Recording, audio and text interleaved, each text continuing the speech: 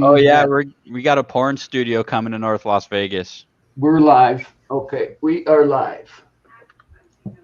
You got a what? Porn studio coming to the sweet loving city of North Las Vegas. Oh, that ought to be neat. Yeah. Amy was telling me about the time she had to have one of her planning assistants pry it out of the guy because he's like, well, I do production and I have adult actresses and actors. So how's Amy doing?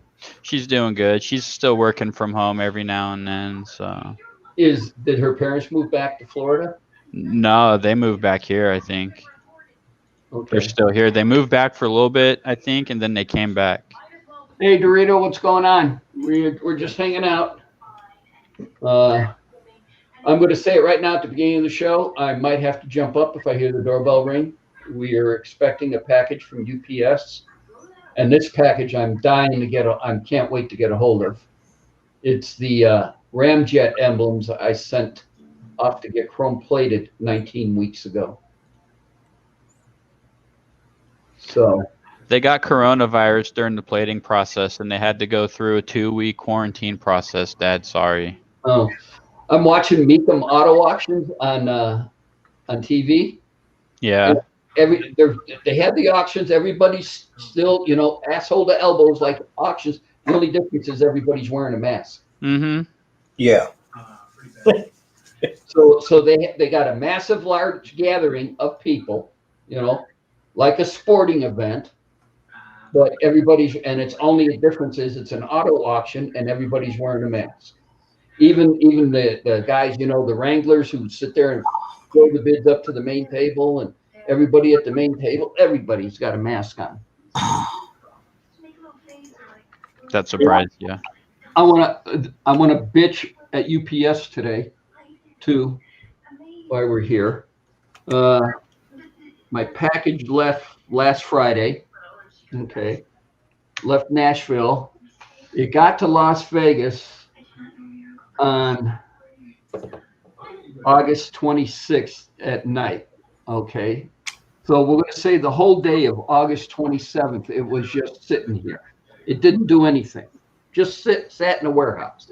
Because today's the 28th, and now it's out for delivery. So that is if they ring the doorbell, too. Yeah. All right, so I only got to do one layout for this one. Is this a whole subdivision? Huh? Is this a whole subdivision? It will be, yes, but the way Henderson does it now, you for tract homes only. I'm sorry, you submit under the builder's permit now, like you always used to submit under, but now when the builder goes to pull his tract home permit, you're going to pulls your fire permit automatically with it. So now, and this is the whole part of the thing where now you have building inspectors doing your inspections. Yeah, you've got the city of Henderson is breaking Nevada's NRS or NAC, whichever one, but either way, NRS, Nevada regulatory statutes. You're breaking that because they got building inspectors who aren't qualified inspecting fire sprinkler systems, and that requires to be qualified. You need to be qualified and carry a certification to do that particular task, according to the NRS. But let me stop you. Anderson went like this to the state and said, "Screw it, we're not going to do it." Yeah. You want me to stick the link in there so Shandog can come out and I can delete it? Yeah. Well, no, just stick it in there if you want, Dave. Okay. I don't care, but I don't care. I didn't. I don't. They can hang out in the basement. If I don't know them, they ain't coming up. It's just that simple. Well, this is not Zoom, so yeah.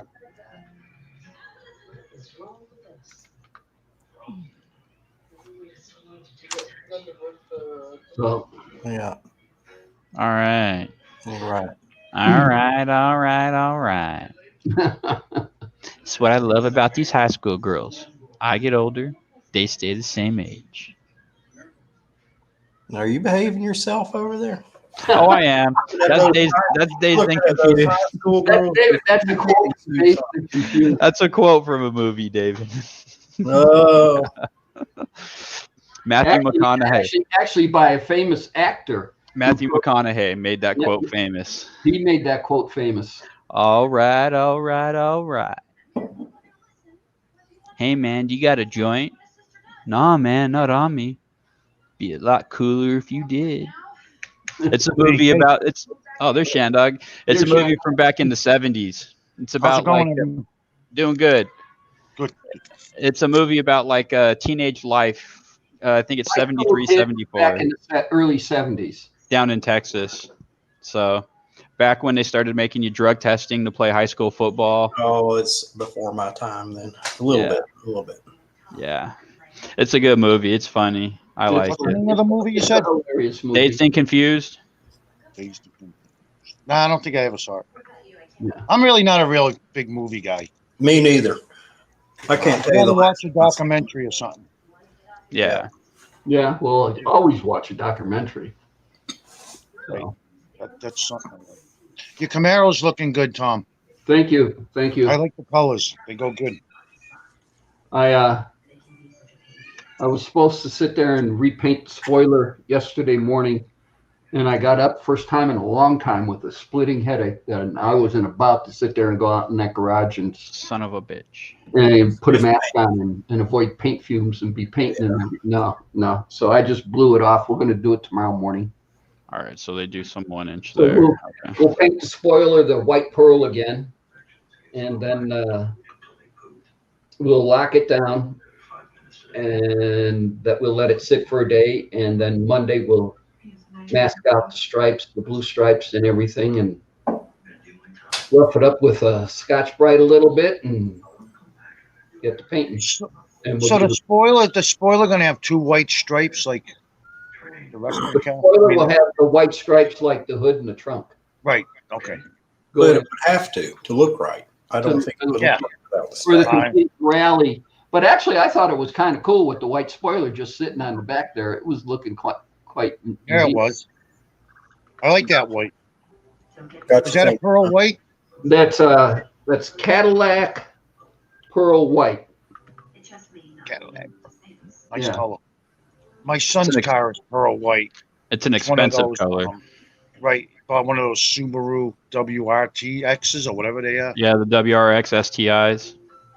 They bought one like 2 years ago and it's pearl white. It's really nice. Yeah, those things are nice. When cars are getting named now, you sit there and you say, you know the alphabet? Yeah. Well, my car's name's in there somewhere. Right. How you doing, David? all right, how are you? I'm good, thank you. But yeah, so we'll finish that up. Then the only other thing left to paint is we got to fix under the hood. My masking job wasn't that hot, and you've got a lot of overspray under there, so we got to clean that up and maybe have to respray some areas and then re-clear it. But that's no biggie. But that'll come this fall. Next project will be putting. I want to take the car out for a little cruise. Probably put about 10, 15 miles on it. That's it? It hasn't been out since Christmas. It needs to be taken out. That has to be driving you crazy not to drive. Right. I would like, if I got in it, I couldn't only just do 10, 15. I'd want to do like 100 or 200. You haven't had the alignment done yet, have you? No, that's why about 10 miles, because we got next is the alignment with this virus thing going on. I gotta call the alignment shop and see what There's they're a doing. video. I can dig it up. You can do it yourself. I mean, it won't be computer, accurate to millimeter. With the whole suspension It gone, would get you by until the COVID's over with. this will be a front and back end alignment. The whole thing's got to get aligned, David, together. Yeah, he does the whole full alignment. Yeah. So, and we'll wait for Change your mind, you let me know. I'll See. send you Plus, a- we still got to put the tailpipes on it too. That blew me away when I watched that video. That was cool. This is how he just used some string and he kind of squared it up and he showed you. I mean, it's not perfect. It's an at-home job. It's not a professional alignment.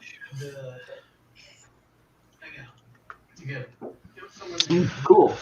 Oh God, this is driving me nuts. I All right, found let's go upstairs. I found a I'll different. be right back. All right, I found a different version of Dragon's Milk. So that's No. 12.5. I want to show Hazy if he pops up. Hey, Gaffa. So if Yeah. he goes up, I'm going to show it to him, and The I'll. third one? There are two of them.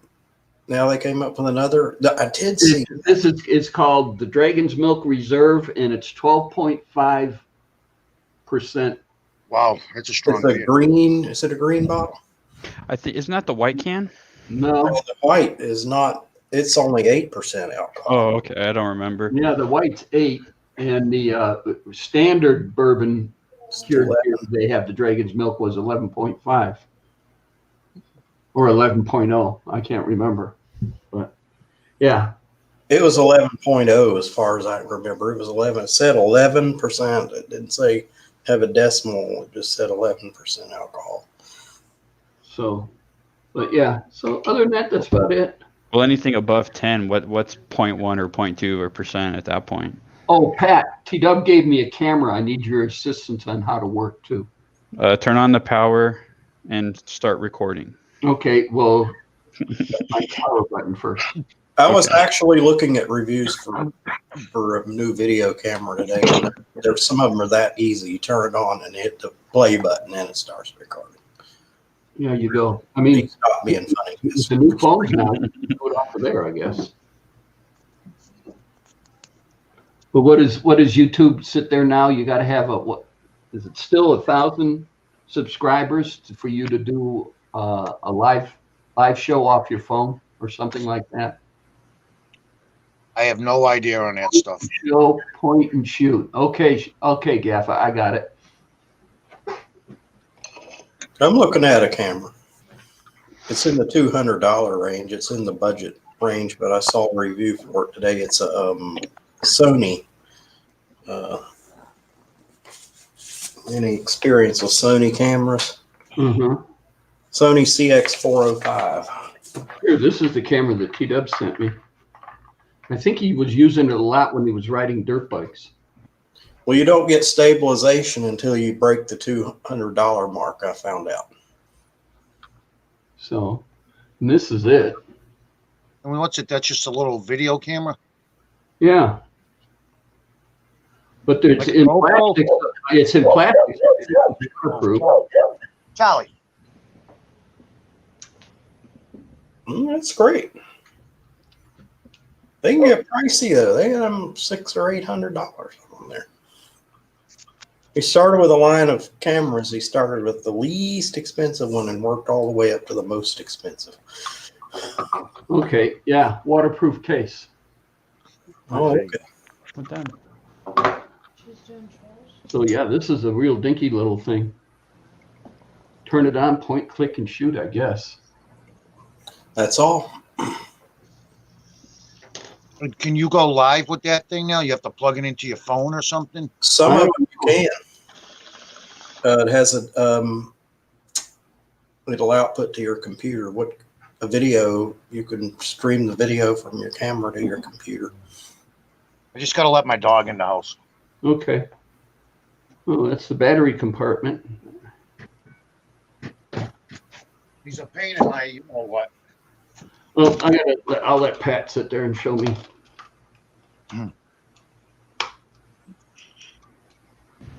So any phone you have to plug into your phone. I mean, any camera. Yeah. Not any. Well, Not if you want to go live the with it. one that I use, that I make videos on, is this Sony. And this one, well, it's being charged right now, but this one, I make the video and everything else, and then I download it to the computer and then into my video editing software, and we edit it up and then load it up on YouTube. Okay. Pat, Dad, So I could probably do it. My wife bought me a camera. I think it's a Casio. what? that's the camera. Okay. And you can video with a camera she gave me and take No, he pictures. had this one when he was riding, right? I don't remember it. Oh. Okay. It's probably motocross ready, but oh wait, that's right. I was gonna trace both floors and then Don't mind me. I'm talking to myself, guys. Here, well, I got something for you to do. Oh, you still playing? You're still working? Yeah, I'm still it's side work.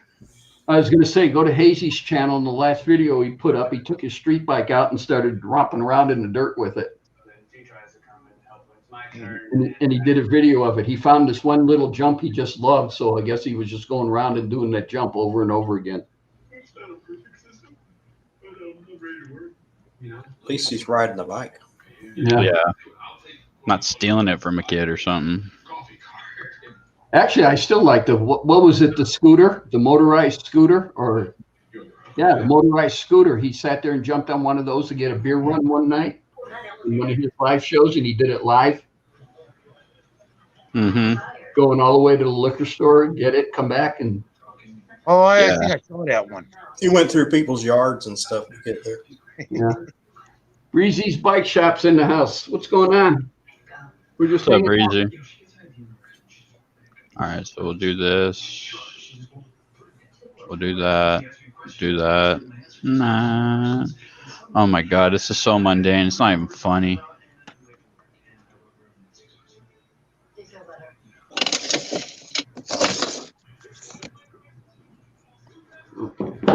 My God, just shoot me now.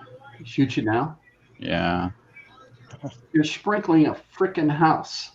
I'm not sprinklering a house. I'm copying somebody else's fucking design for a material list. Oh. Oh. What are you doing anyways? You don't want to see it. Put you to sleep in 5 minutes.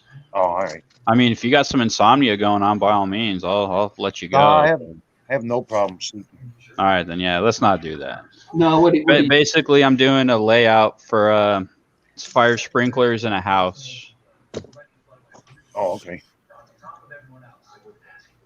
Yeah, it's pretty boring to like think about. I mean, But that's what you do for work, obviously. side work, yeah. So you're a pipe fitter or you're just a designer?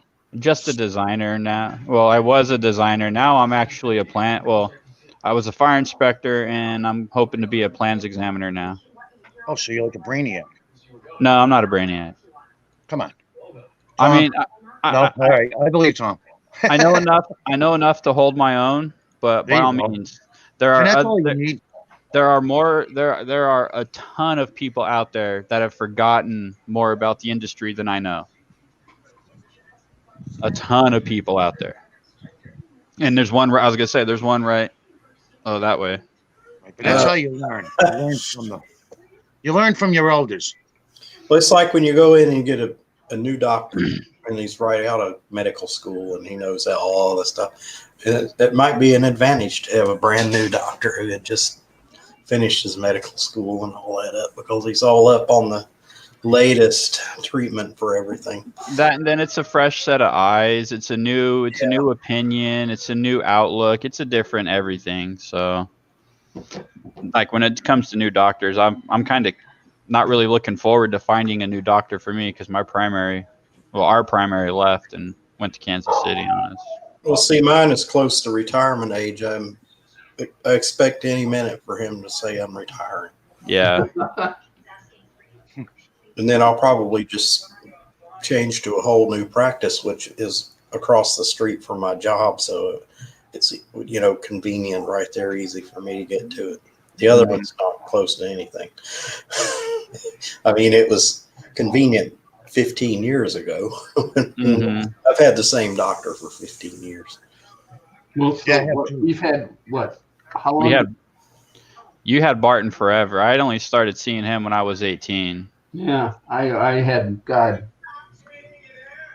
So, but I you guys, want to say Barton I had for almost 30 years. yeah, Barton, he'd been your guys' doctor for a while, and he still looked young. I mean, hell, when I first met him, he was still young.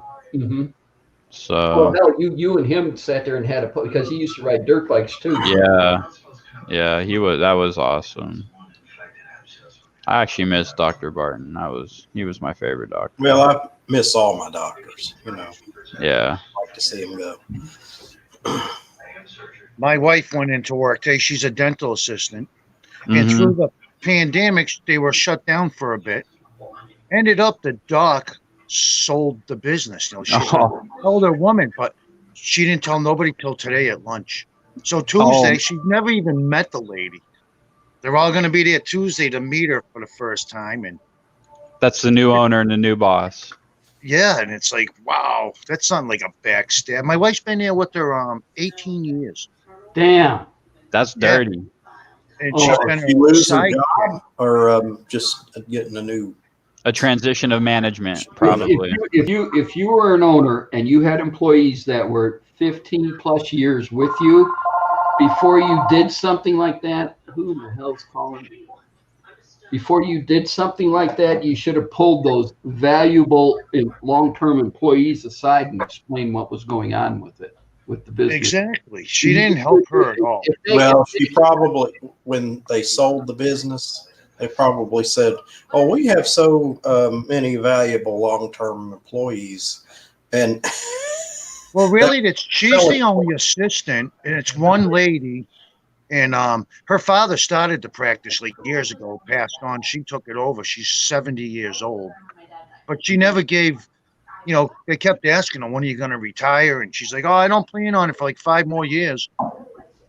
And then all of a sudden, and the lady, they had to keep it quiet because of some confidential thing. I don't know. well, no, they didn't want them to leave because see that it What's was that? they didn't want I to didn't do hear it. But if you have long-term employees and they sat there and they showed you loyalty to stick with you that long, they at least deserve your loyalty back to them and you telling them what's going on with the business. Yeah, that I agree with you, Tom. I firmly believe that 100%. That was they Yeah. made a sleazy move there. Mhm. Yeah, they did. Yeah. And then they didn't tell this other girl because there's 2 Who's that? hygienists. And my wife is friends with her, so she called her and told her. She goes, well, I didn't want her to tell me. Yeah. She forewarned her, so when you go in Tuesday, new people. But the lady's young. She's been 5 years, graduated. I said, hey, you never know what you can get. She could be nice as pie. Mhm. You'll know Tuesday. It was That's for sure. part of the sales transaction that she has to keep the employees That's what I'm saying. a number of weeks. Probably written Well, into the she did agreement. say- Yeah. She did say she was going to keep everybody the same pay, the same thing. But this lady does more in the practice, the new lady, than they do now. So Yeah. I don't know. She'll have to see. Yeah, it But might, my wife- it might work out for her, and then again, it might not. Honest to God, she's been wanting to open her own business up lately. She wants to sell like Amish furniture, open a country store. Mm-hmm. So I said, well, you got a lot of thinking. Now it's even pushing her more to do that. Mm-hmm. So I don't know. We'll see. A lot to think about for her. Yeah, the whole new thing about selling furniture is the shipping. You know, she got a guy that builds it down in Pennsylvania. She deals with all the time, Mm-hmm. and it's a good business because she knows another lady, and she's just like dominating on it up here in this area, down towards Connecticut more. Yeah, I have a piece of Well, furniture. if she decides to go that, bring it on the show one time. We'll put it out, and then we'll pass it around the group and let everybody put it out and see if we can drum up some business. Oh, thank you. Yeah, it's thoughts. We'll see. I'm gonna go check. I'll be back. Good luck. The front door. See if UPS dropped off a box. We didn't ask where you were going. You said good luck. Hmm. No, I knew he was going to look for the box. Oh, I know, but he was like, he had to tell everybody. I was like, no one said where, but just said good luck. No one said where. See, I can't see the chats. I'm on my phone. Yeah, I got too many screens going on anyway, so I got other stuff I'm doing. Gaffa's on there. 2370. What's going on, Gaffa? Sir Gaffa. Right? All right, I only got one left. I've been starting to look for a motorcycle. Honda. Can't go wrong with a Honda. Yeah, I want to buy a Honda Goldwing. All right. That's a tank. That makes it easy for you. That's a tank. You need to Yeah. know what you I want. want one. You want a new one or No, I'm Yeah. going to buy a used one. Yeah, I You know. know, I I know. can't buy one for like another month or two because I'm still on comp. They don't allow you to ride a motorcycle. And the city's settling on me. I went there last week with my attorney, and everybody agreed I can't do my job. So it's just a process. Yeah, It's they government. I'm a probably government shouldn't see employee. you out there riding a motorcycle. I think that would send them the wrong Right. message. Yeah. I do nothing while I'm on comp. You can buy 3 them. years I've been doing this. Ian's in the house. Look at this. What are you doing up? What time is it? But I do like the Honda motorcycle. We got the Honda Candy Store here. They just built a brand new dealership. Huge place. It's only going on 11 o'clock. No biggie. Family business. Yeah, Honda makes pretty good motorcycles. Pat likes Honda motorcycles. Yeah, he was just saying that. Hondas You aren't can't bad. go wrong with a Honda, and you can usually find somebody that'll work on a Honda. At least there's a Honda dealer. And parts are always available. Very available. Well, that's a 1985 three-wheeler. We got running down, and T-Dubs got it now, and we could still find parts for it, and the thing's running like a champ. You can find parts for Hondas that are 40 and 50 years old, from the 70s. My older sister married a guy by the name of Greg Gerstorff, and she sat there, and Greg was he is an architect, and actually he's a developer now down in Florida. But Greg sat there and took a Honda 305 Honda Dream. Remember the Honda Dream, and it had the 305 on it. He took a Honda 305 and put it on the back of a Fox go-kart. And had all 5 speeds working. Nice. Sounds like a death trap. I drove it one time, and the thing, he sat there and he kept breaking the valve stems off on the tires because there were tube tires. And the reason being is that the rims were spinning and the tires were gripping so much that they were standing still and the rims were spinning inside the tire and chopping off the valve stem. I told him sheet metal the tires to the rim, Right. or bolt them and stop them from spinning on the rim. You can also get the metal sleeve that'll go on the valve stem to stabilize them a little bit. But I don't know.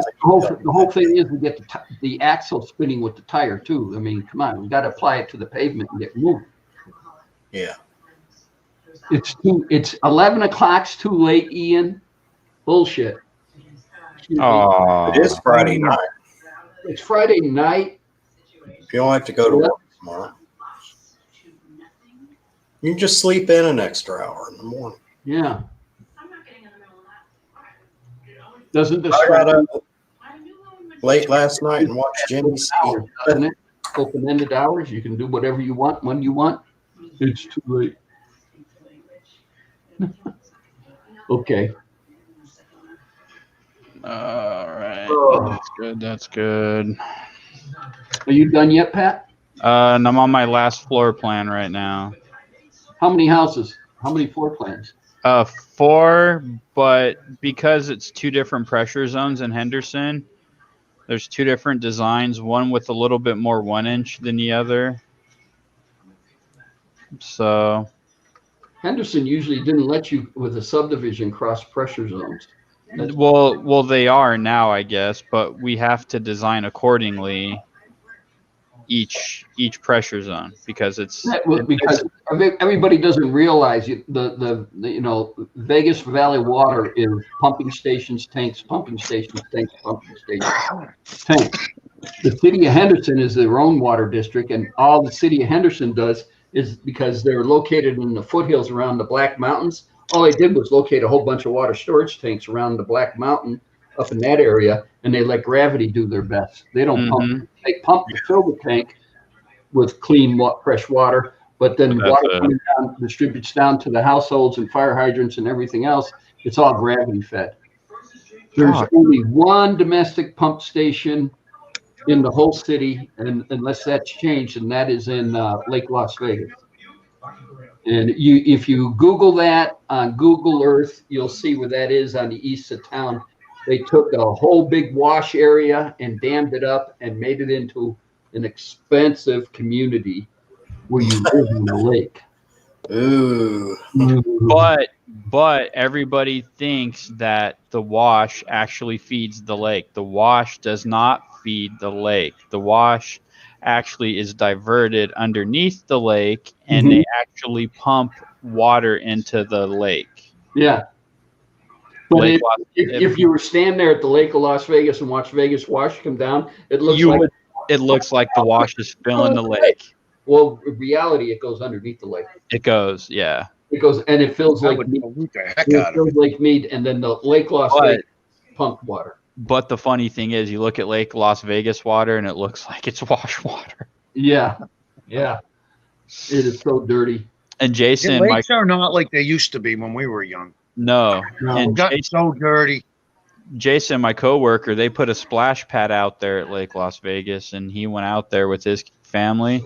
Yeah. They all got ear infections. Well, that's not the cleanest water in the world. Yeah, all 4 people got ear infections. Yeah, that's polluted. Whole bunch we go to a lake, a whole bunch of money, paying off a whole bunch of other money, sitting there giving them a whole bunch of money so they could sit there and do what they want to do on the lake. That's it. Oh, it even looks gross. I mean, it looks dirtier than Lake Mead. Yeah. Well, actually, the one time I was out there, I was looking up I was sitting there and I was going across the bridge at the Ritz, and I'm sitting there looking down at the water, and it's under because the bridge has. It's a walkway with convention areas and then hotel rooms on either side, and it crosses the lake.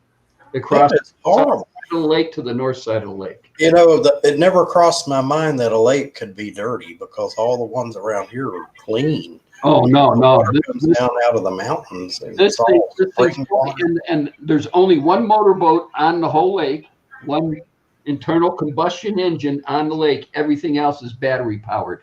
It is, and they have jet skis. I mean, all kinds of boats. And no jet skis.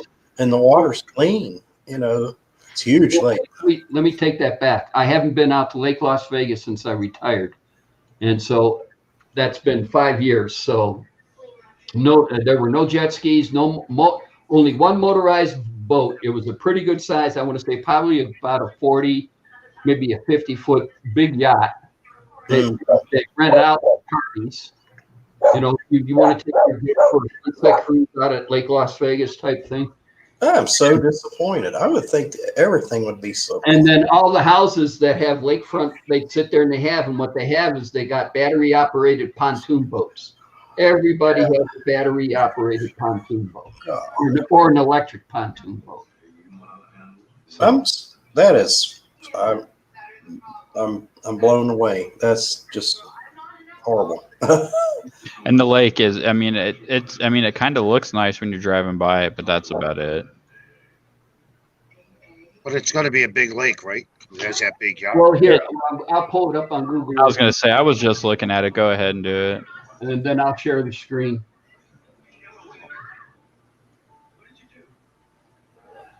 It's another guy with a whole bunch of money came and presented a project and sat there, and everybody goes, yeah, that sounds like a great idea. It did sound like a great idea until you told me the water was so dirty. Well, and the funny thing is Celine Dion still lives out there. She has her house on it.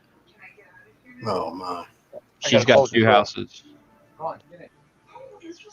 Okay. Yeah, she bought two lots right next to each other, so her the babysitter nanny, I think, can live then too. Okay, we're going to share the screen here, ladies and gentlemen. Here we go. Yeah, that's a good size. Oh, yeah, that's a good size. Right? There. So all on the where you see the fingers coming out, right where the fingers coming out down here. Can you all that right side bottom there? Yeah, well, the one on the bottom where all the fingers are coming out. You got 1, 2, 3, 4, 5 gray fingers, and then you got the one curved one. All that side of the lake is all private, gated community. You got retired NFL players, everything. All the green money spots man. going around. All the green spots going around. This is a multi-golf course that goes around there. I think there are 4 or 5 golf courses, 4 golf courses out here at Lake Las Vegas. If you go to the very bottom, hold on, let me see if I can scroll it up. Okay, let's do this. Here's that bridge area right here that I was talking about. This right here is the Ritz, right here. Anybody see my mouse hand? Yep, I see your mouse. It's in Okay. the center of the left over there. Yeah, I'm not paying attention because I know what you're talking about. This was the Ritz. Mhm. And then this is the bridge going across. This was part of the Ritz. And like I said, it was convention areas, everything else that would sit Hotels. there and go. And then this right here was lake shops, different. I mean, they were trying to establish this like a European area on a river or a lake to where they had shops and cafe seating, everything, cobblestone roads, and that's what they were doing out here. And again, this side of the lake, this side of the lake right here, this is all gated community. This is retirement, a lot of retirement for NFL players. This, can you see where my mouse hand is right now? I do. Okay, that's the top of the hill, and it was flattened out. They said that property was going for less, and again, this is 5 years ago since I've been out here, but that piece of property is close to what they say, close to almost 8 acres on top of this hill that they cut down. 8+ acres up there or something like, I can't remember. And they said it was borderline on 7+ figures just for the property. Wow. That's amazing. Oh yeah. Oh yeah. All the lots out here are your regular standard compact Southern Nevada lots out here. And they all started at like about 750,000 just for the lot. And then when if you got waterfront property, it went up, but all these fingers were made at a hindsight to give all these people back here. So they have waterfront property their boats. for their boats to go in. Yeah. Let's see. All right, here we go. See what money gets you? Well, that was good planning. That was putting the slots in there was good planning. Not your phone? So this is down at the east end of the lake, and the name of this property here is called Montova. And this was a pain in my butt from day one on me, because this was my area as far as inspections were concerned. Let's see if we can find it. Come on, where is it? Oh, so they're big, like hotels or something? Yeah. These are condos. This is a condominium. A big condo. Oh, all right. All right, here it is. This is my heartburn right here. 2,500. See this right here? This gray building? See where the mouse hand is right there? I do. Everybody can see where my mouse hand is? Gotcha. I know I can. Okay, right there, that's a fire pump room to feed this, and it's in a pit. So every time it floods, so does the fire pump room. That's not good. No. No, it's not. And if you look to the right of that, you can see how much they built up the property. When they put the fire pump down, it was down here in this lower level, and then they built property up around the fire pump. That's not good plan. Yeah, well, you can see the vegetation. See, now we're in the desert, so when you put water, stuff's going to grow. Look at all this stuff going down to the water pump or to the fire pump down here. It's probably all vines. Yeah. So then we come up to the other end of the property. Hang on.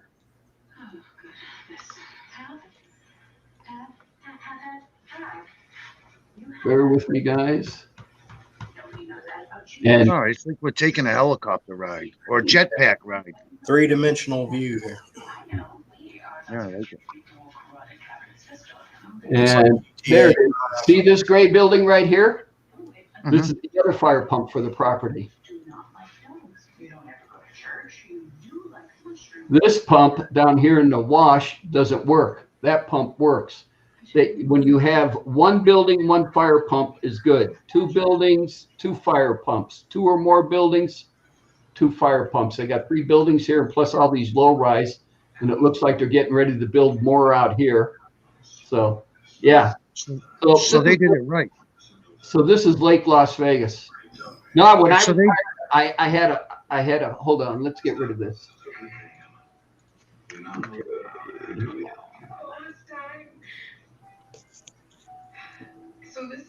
Yeah, when I retired, I had a folder that thick I gave to the deputy fire marshal, and it says, "It's your battle now."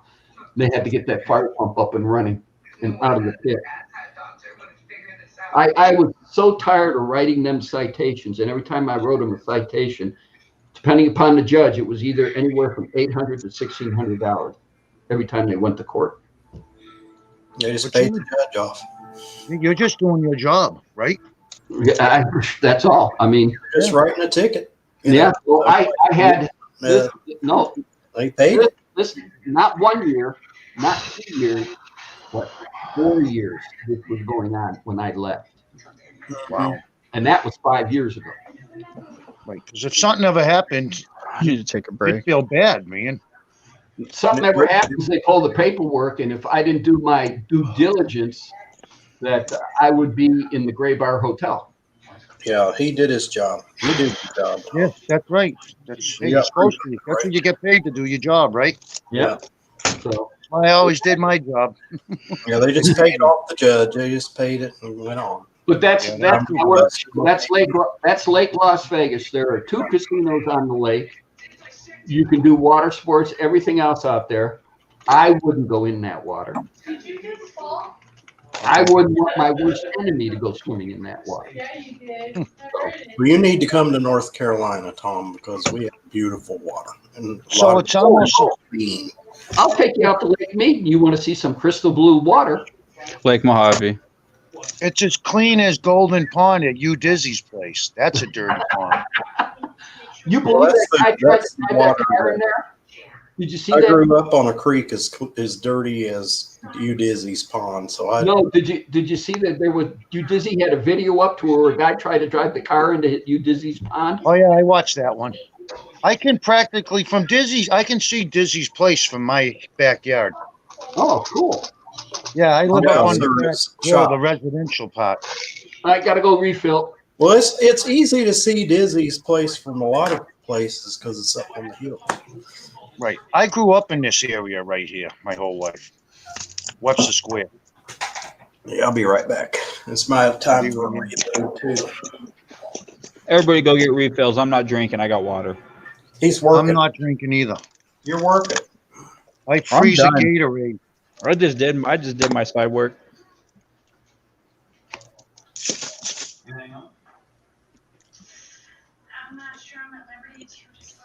I don't drink too often. Hmm? I don't drink too often. Oh, Me neither, but my wife said she wants to get drunk tomorrow after what happened today at work. So I said, okay, tell me what you want. I'll go get it. I know. That's what me and my fiance were like. Yeah, we ain't got nothing to do tomorrow. Tonight we might be getting drunk. Right. We hardly ever drink. We used to drink, but you know what? I'm 58 now. I don't need to do that. Mm-mm.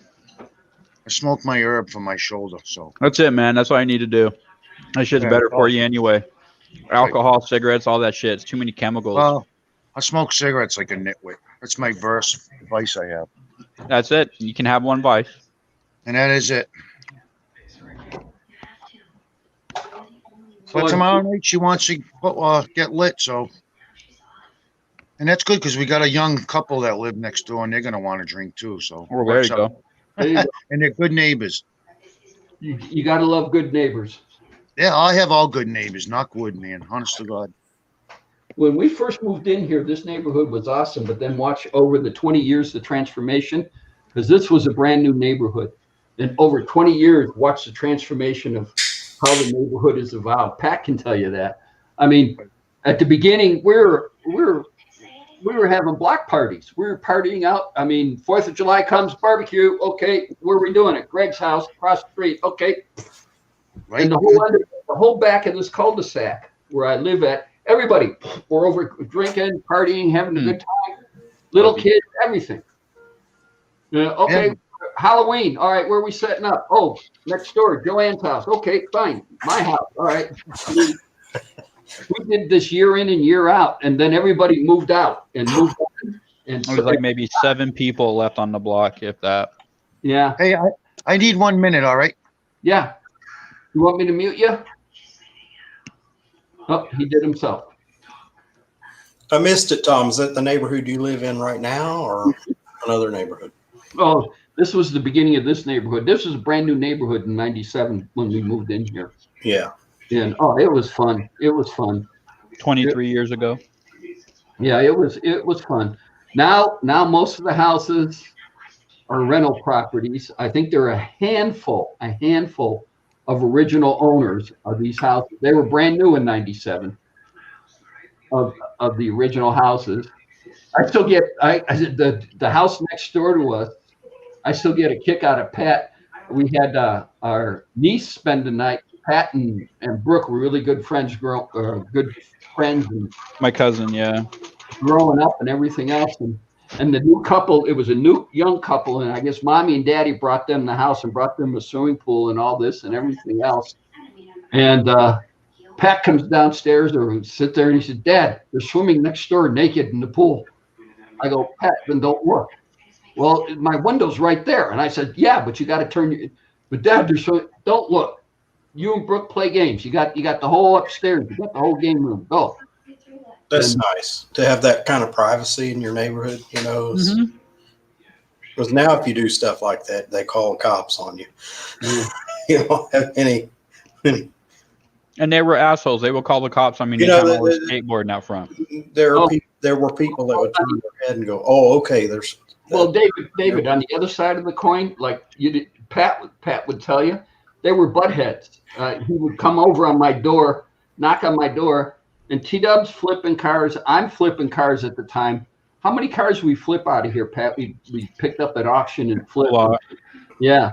So I'm flipping cars at the time. Everything else, and and I kept the neighborhood clean as being a nice neighborhood. I said, "Come on, guys, no working in the street. All the work was in the garage." yeah. Or driveway, sorry. Or in the driveway. I think Pat's was the biggest rebuild on his Camaro that we did in the driveway. Sorry about that. Not a problem. And so My neighbor went to the store and he picked me Okay. something up. Oh, that's nice. He got me a cartridge. He got me a nice Oh, that's cartridge. dope. there you go. Oh, that store. Okay. I need to be your neighbor. I need to be. It's called Granny Man. No, you need for his neighbor to be your neighbor, Pat. Absolutely. And he got a good deal on it. It was on sale. That's okay. I keep using Pat's account and driving up his. And I'm getting a veteran discount now too. When I go shopping. So, But that won't be for a while. but nah, it was a great neighborhood. It was God, we were having fun. We were. And especially at Halloween, we tell everybody the whole cul-de-sac. My house is probably 1, 2, 3 houses down from the cul-de-sac. So from my house to the cul-de-sac was all dark because everybody was either in my driveway, Greg's driveway, or Joanne's next door to me. And we were all having a good time. And the kids would come up and you'd sit there and see all the wives jump up with the candy buckets and go running out to the kids and pass out the candy and come back. The guys would be sitting in lawn chairs drinking beer. Hey, you know what, Tom? I'm sorry, but I had company just showed up and I gotta go. All right, Shannon, thanks for coming, man. We'll see you. I appreciate you having me up. Not a problem. Anytime, dude. All right, thank you guys. Take it All easy, right, Shan take Dog. care. Have a good weekend. You too. Okay. Mm-hmm. And Pat would probably say he liked it here. You could probably see where Udisly lives, probably 2/3 of the city of Worcester. Mm-hmm. It's really up on a hill there. I mean, going from where we stayed at the hotel from the pub 99, it's almost like going straight up. Walking down that hill was a challenge because, it felt like you were on a 45-degree angle going out. Some of the best videos that Dizzy puts out are that hill in front of his house. is during the wintertime. Watch it. I mean, I sit on end. I go get a 6-pack of beer and sit here and watch the people trying to drive in the snow going up that hill. You could just watch that for hours. He's done a great job. It's all kinds of crazy things. You know, it's too bad that he couldn't take it and set it to like 1930s Keystone Cops music. Yeah. You know what I mean? Well, he might be able to find some YouTube friendly music somewhere, you know, that sounds like that. But it was just hilarious. I mean, he sits there and I'm doing a winter. If he does, I'm there, hands down.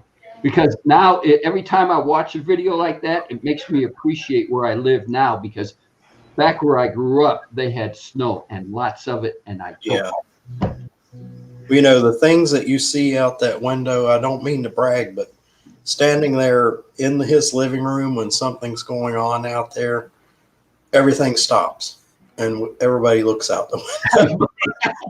Forget the TV. Everything stops. I mean, it's a circus. The Patriots could be scoring a touchdown, but everybody's got their face planted out that window. They're looking down at whatever domestic ladies trying to hide her car from being repossessed from the bank or something crazy like that. They watch the repo guy going up and down the street looking for a car, and it's parked behind the house and it's all covered up. No, it's a hoot. I think Dizzy did make a video about one of his neighbors. 90% sure he did, about a neighbor, and he knew the car was going to be repossessed. Oh, okay. And they tried to hide the car. Where he was trying to hide the car? Yeah, I remember. I don't know that. I don't remember how it ended though. I think the repo guy didn't find it. I think. Hey, Pat, you done? Yeah, with side work. Yeah. All right, jump on the computer and go to Hazy Days channel and look and watch him. I mean, this reminded me of back in the day when you sit there and you started to write and you found the one perfect jump that you liked. And hitting it over and over. That was a great video. I want to tell you, it's probably one of his best, you know. And it just, I mean, to sit there and give yourself such a good time because you love the jump, you loved how you bike, and he's driving a street bike in the dirt. So yeah. And it's a bike in England, so you know it has no power or torque.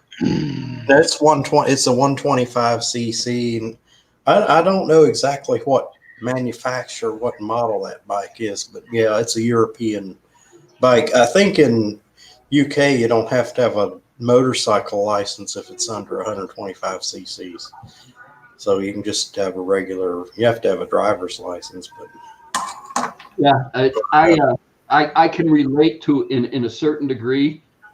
I was snow skiing, and the closest place back in Illinois to where we can snow ski was called Wilmot, Wisconsin. Mm-hmm. Yeah, Wisconsin, and it was basically a lot of hills, and there were no mountains. There were a lot of hills and everything else. And a buddy of mine just taught me a stem Christie. That's where you plant a pole and you can do a 180-degree turn and go the other way. Oh, okay. And so he sat there and he was telling, and I found the one part of the hill, and I say hill, that I liked, where I come down, plant a pole, and do a 180, and type thing. And I just sat there, and it was the best part of the hill that evening, that time, that I enjoyed. That I kept going back to that part and kept practicing the stem Christie, and kept doing that over and over again. So I can relate to Hazy doing this jump over and over again. Mm-hmm. Just having so much fun with it. Yeah, when I'm on the bike, it's not really jumps. It's more like tracks and I'd say more of like sections of jumps. You still have particularly one jump, but you still have any of your videos? Yeah. Put one up. Let's see. I'm gonna have to transfer it. Well, take a minute and pick your favorite and put it up. There was this one. This is the closest I could identify. I used to ride my scooter, one of the 4 scooters I had, through the park, and they had just a road that went through like a historical. I enjoyed doing that. Every time I got near that park, I'm going to go down that road. because it was so much fun, you know, and so Yeah, scenic the and best one we had is rustic. at the end of my parents, when my parents where I grew up in Northbrook, five houses down was a farmer's field. There was a road called Western Road when we moved there, and it was a dirt road. And actually, the farmer made the road as he was getting to some of his back fields, and our subdivision backed up to Western, and so, but Western, and then once we went into the farmer field, he had four. Oh wait, is this you, Pat? Yeah, I'm trying to. Oh, there it is. You want me to present it? If you want. You want me to pull one up? This is one of my last rides at Mesquite. Okay, here we go. Oh, Greg. Oh, I needed muffler packing. You could tell the silencer needed to be repacked. I don't hear anything. It's not sharing everything. I don't hear any sound. It should be. I hear sound. Let me see real quick. Come on, I hate this. All right. Ooh, the black We'll stop F-16. The Bat F-16. So what were we talking about, David? Oh, so the farmer's field at the end of my parents. So every year when I got into buying cars and everything, actually the first year was in God, what was it? 1963. I traded a whole bunch of electric motors for a 1959 Renault. Okay. It was a four-door. Don't ask me the model or whatever. All I know, it had a four-cylinder in it with a four-speed behind it. And I traded a whole bunch of electric motors for the car. The car ran. It was a rust bucket. I mean, I had to sit there and take sheet metal and screw into the floor plans. Otherwise, anybody in the back seat would be Flintstone in the car, you know, with your feet through the floor pans. No floor. Okay. Yeah. So, and I had the most fun for one spring with that car sitting there, and the farmer didn't mind it. We take the cars out into his field and just tear them up, because now we're tearing up the soil. And we go ask him, because he had 4 fields that we can access. And we'd ask him, he said, what field can we drive around and act stupid in? And that's basically what we put it in. And he sat there, he said, do this one over here. And he'd show us, he'd take it out and show us, and fine. So we'd end up doing it there were 4 of us. We'd end up doing it, just having a field day, just destroying a car that you paid nothing for, just out in the dirt, just ramming in the trees and whatever. But it only had like a 600cc four-cylinder engine in it.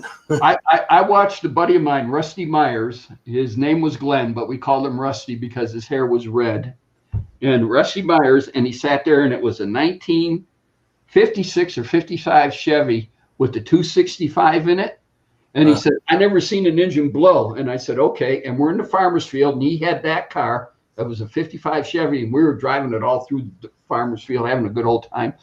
And he sat there and found a brick or a clump of dirt or whatever and matted it on the gas and sat there. And we stood back and watched that engine blow up. I've seen an engine blow up in a car. Yeah. That was some of the most fun. Never saw the car again. They came and towed it away and never did ever. It was when I was like 12 and we were on a road trip. Well, the deal with the farmer was that we turned around, and once we got done with the cars, we'd leave them there. Okay. Because it was a field he wasn't planning, and this was springtime, so it wasn't a field he was planning. He'd rotate through the 4 fields that he'd sit there and do. And he'd sit there, and we go up to him, we give him the title and the keys, and sit there, and here you go.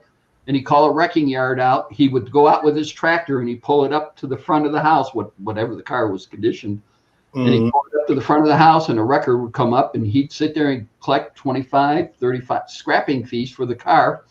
And he got extra cash in it, and we'd sit there and do it. And sometimes we would leave 2 or 3 cars, because we were doing our own little demolition derby, because Rusty had a car, I had a car, and Greg had a car, and we all met. So, I mean, it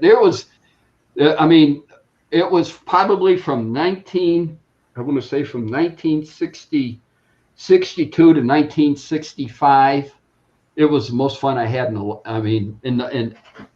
that time. And I was still in grade school, and we were driving. So were cars much easier to come by back then in the 60s and stuff because the cars are so expensive. Well, they want so much money for. I mean, now I am kind of talking about right. cars. Back in northern Illinois, David, the cars would rust out, so they'd be just mechanically they could be fine, but they'd rust out.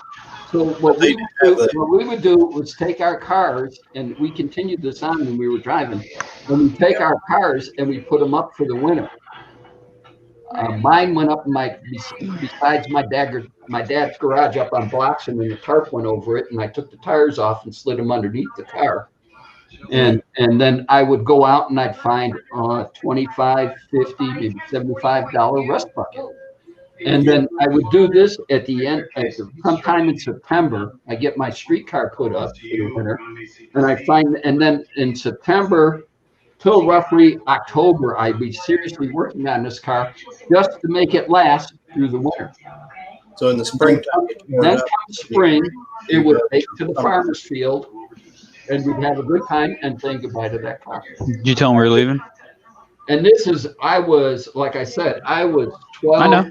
13, So I'm saying, did you tell him? And I was trading stuff. I was doing side jobs. I was cutting lawns, everything. So it was fun. Mm-hmm. Can't do that now, especially not out here. No, I don't get me on that soapbox. Well, you can't do anything now. I mean, it's. Oh no! I mean, actually, you could go out to Pahrump, Nevada, and almost do the same damn thing. Because out there in Pahrump, I would say that they're not going to be too worried. If you brought a 4-acre spot out there and you're trashing a car on the 4-acre spot, they're not going to be too worried about it out there. But that's a different county. Yeah, well, that's what Jimmy C kind of wants. We were talking about that on his show one night. The cops, I don't blame the cops. I'm not saying anything bad about cops or anything. But they don't want you riding unregistered, not road-worthy vehicles on Mm-hmm. And he wants a piece of property big enough so he could have trails where he could ride his 4-wheelers and his motorcycles. He's on a small piece of property. I got 2.5 acres up in Newcastle, Utah. Yeah. But now here where I live, you can't even be in sight of a state highway without an unregistered vehicle with a license driving it. It has to be private property and it cannot be visible from the road. Okay. I mean, and now if you have a 20-acre or 40-acre plot of land and it's a wooded lot, they don't care. You can tear up any cars you want. You can do anything you want. It's your property. Yeah, but the greatest thrill anybody can ever have, and I mean this mostly, probably the greatest thrill anybody can have. Mm-hmm. Put them in a car and put them in a track, a field, or area, whatever they got, and sit there and say, "Have at it," and you're not responsible for the car. No. It's like Dean Machine. He has a 4-wheel. I call it a utility vehicle. It's like a 4-wheeler, but it's but big and it looks like a car. I mean, it has a steering wheel and all that. But they won't let him register it because it's too heavy. Well, let's say drive it on the road because it's too heavy. David, let's say you pick up a $200 beater. Okay, just say the $200 beater, and it drives, it runs, everything's perfect on it, except it was in the snow belt country, and there's a little few holes in the floor plan and everything else. Yeah. So you sheet metal those up with some sheet metal screws and everything else in the whole 9 yards, and you get and you're a teenager. Come on, you get a whole bunch of your buddies and you sit there and go to this farmer's field drinking beer, driving that car all over the place, having a good time. Sounds like a blast. Yeah, there you go. I'll do it. But if you wanted to put a $200 car on the road, it costs you more to insure it and register than it would the car was worth. Well, back when we were growing up, we were dealing with. I mean, this was 1968, and I had a 1966 Chevelle. Okay, and I did not want the car. I mean, Northern Illinois would salt the roads. In 2 years, in 4 years, a brand new, unless you took care of it, in 4 years, a brand new car would rust out. That's a shame. That's awful. Well, it would start rusting out, guaranteed. So what you do is you put your car up for the winter, clean it up, put it up for the winter, wrap it up, and then you turn around and you find yourself your winter car. And here's my winter car. Actually, Rusty Meyer was kind of cool because he had a 1957 Ford, and the only reason he kept his car is this car's heater worked so freaking good. I mean, it worked. I mean, it would sit there and boil you out of the car. And then he took the back seat out of the car, Rusty's alternative motor, and then plywood. Music copyrighted. He could go all the way to the trunk. Yeah. You could get in the back seat and go all the way through the trunk, and he cut all the bars and webbing out of it and everything. Yeah. Like a covered pickup truck into the trunk. And I sat there and I said, okay. And you just do anything. Yeah, I've had the fortune of living in states where it didn't snow bad and they didn't salt the roads. They do, but like twice you see them do it like twice a year here. They salt the roads. But yeah, they rust out, but we don't have anywhere near a problem like that. Well, if you get snow and ice and everything be so cold, and it'd sit there and it'd clump on and grab onto a quarter panel like this and be hanging down, that you sit there and you go around and be knocking it off you wouldn't use hot water because it would freeze fast, and you use cold water and sit there and be just melting to get it off your car so it wouldn't. I mean, because it'd sit there and it would penetrate the paint, everything else.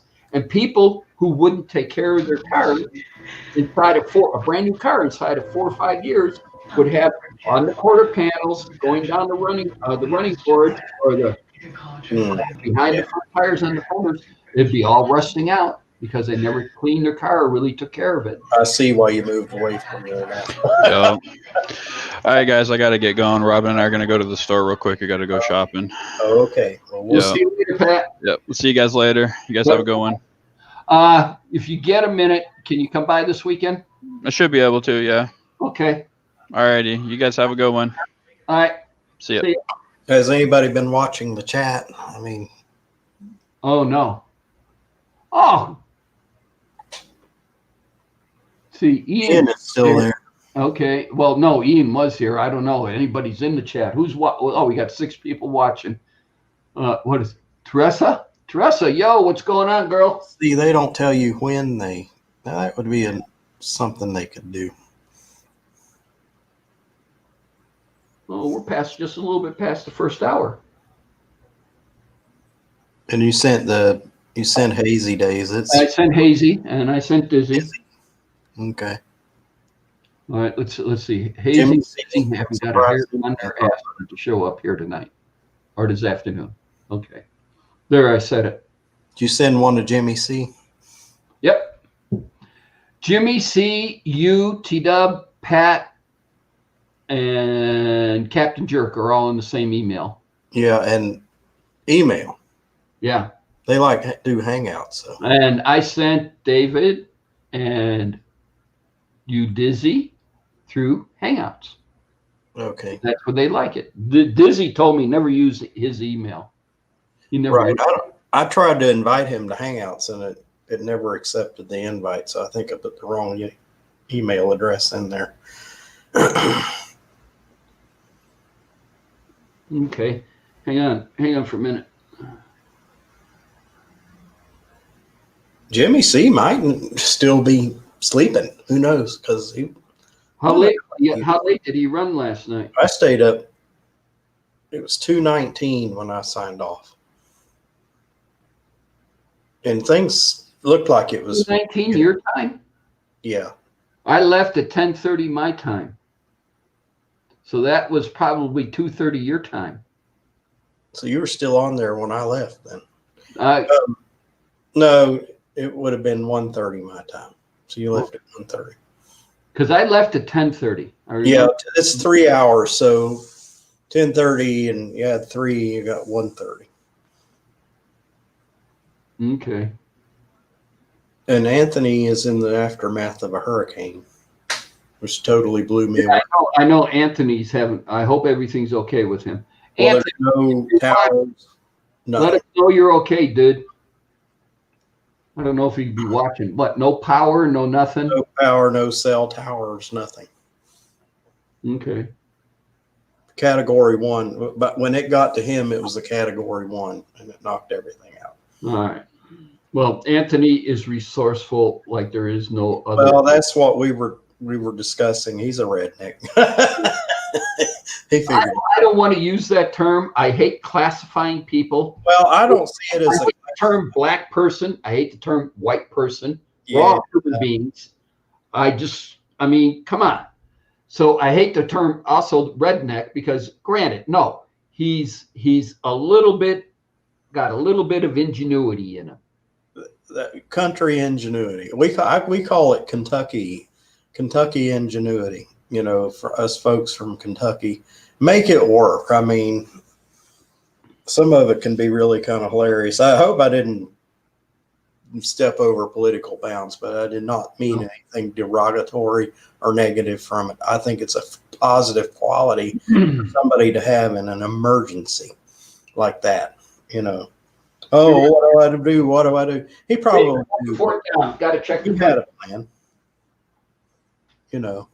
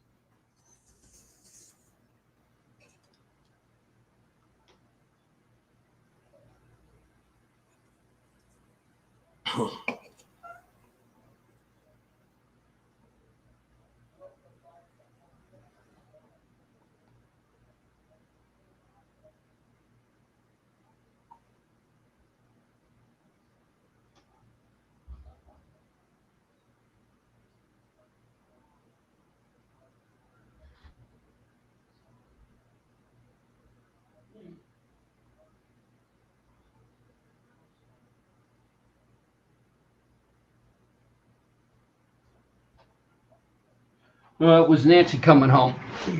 Oh, okay. There's really nothing going on. It's dead. We got breezies.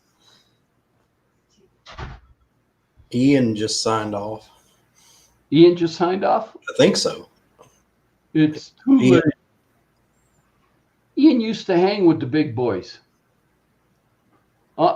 Teresa just signed off. Later, boys. Yeah. The UPS man. Yeah, David. That's what I was thinking it was. But it was Nancy pulling in. So. You didn't comment on what I found. What did you find? Holy smokes. Where did you find that? Publix. Publix? Yeah. Publix had it? Yeah. Damn. Okay. And I think they had that other one you were talking about. I think it's has a green label. The one, they got a black one and the white one and then another one, I think.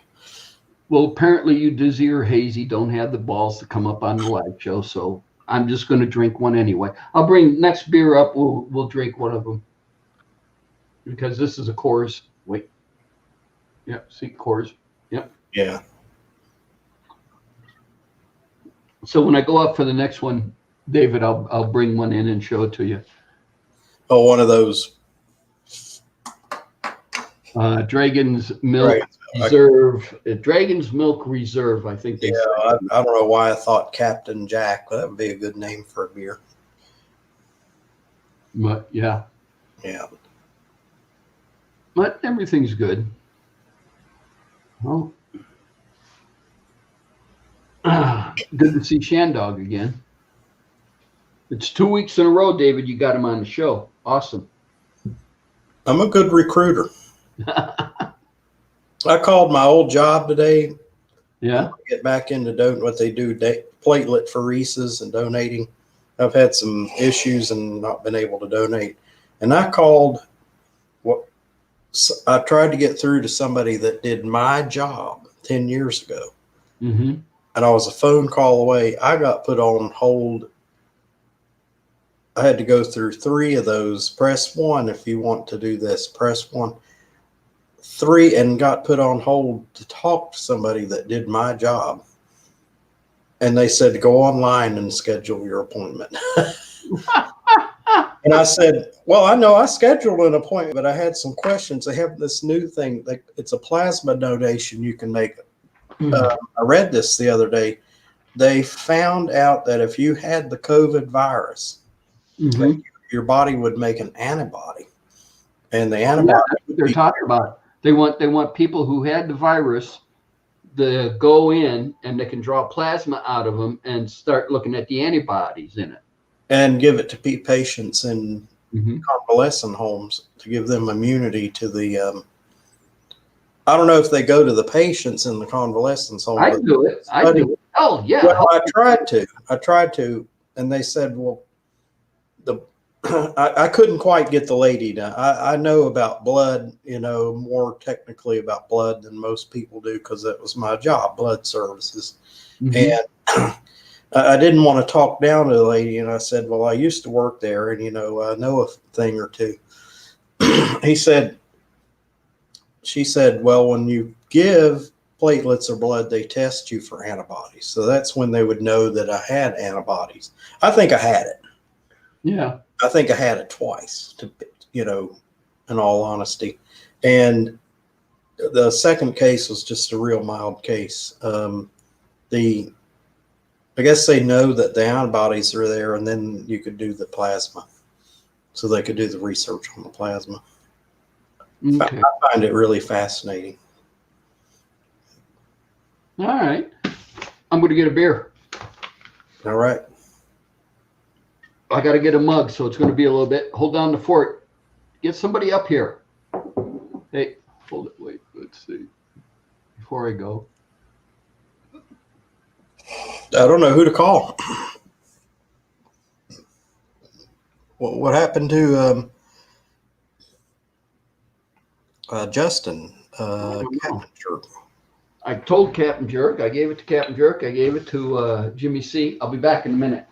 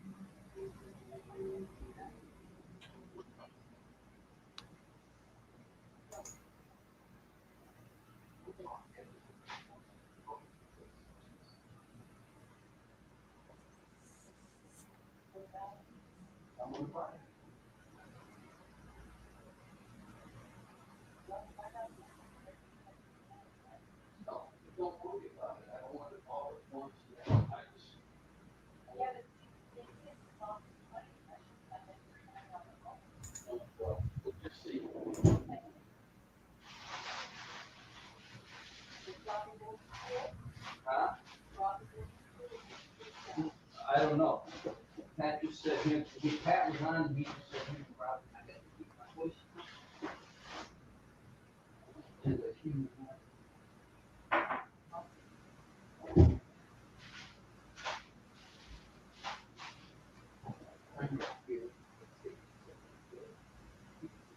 Sure. I was told I was going to try it.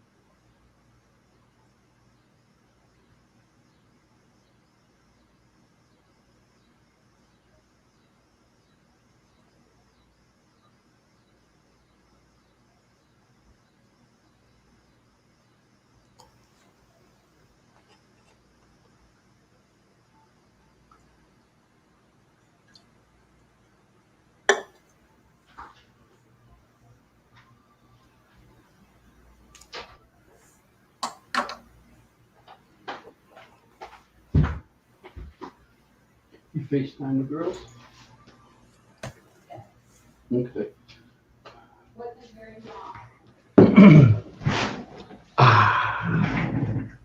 This is it, David. All right. Okay, I'll go back and take a look. They may have added that one. But see the brown or the, God, it's almost like a burnt orange, or I mean, it's around the label. Yeah, that's the new one. Yeah. And it's reserve. See the reserve under here? Yeah. And then plus, hold it. Wait for it. Yeah, wait. In 12.5. Mug.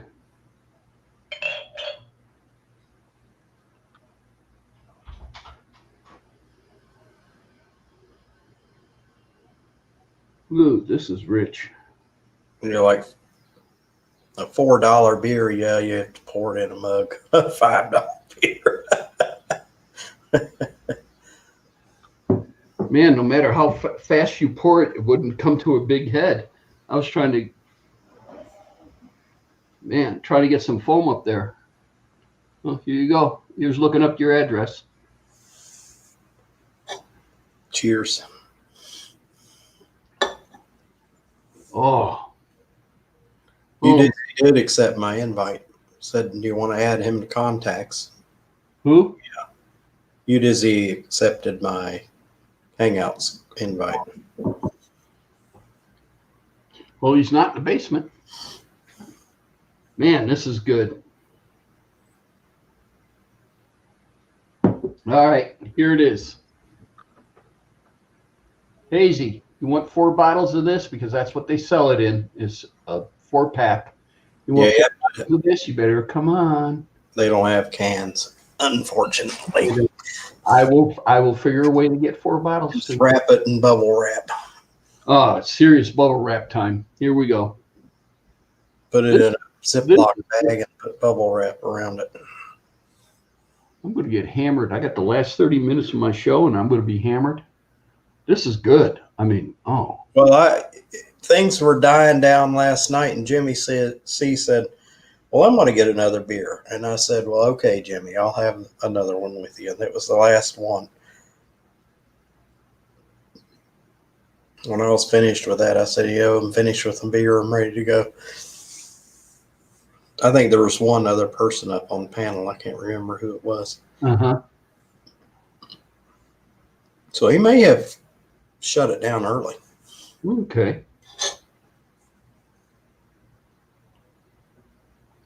Let's see that on top of this. Okay, this ought to be good. But this has a nutty taste to it. You can taste, I mean, this is, and I usually don't like dark beers. I mean, as me drinking, I don't like it, but there's like a nutty taste to it. Hold on. I'm not going to bring her on camera, but we'll see what Nancy thinks.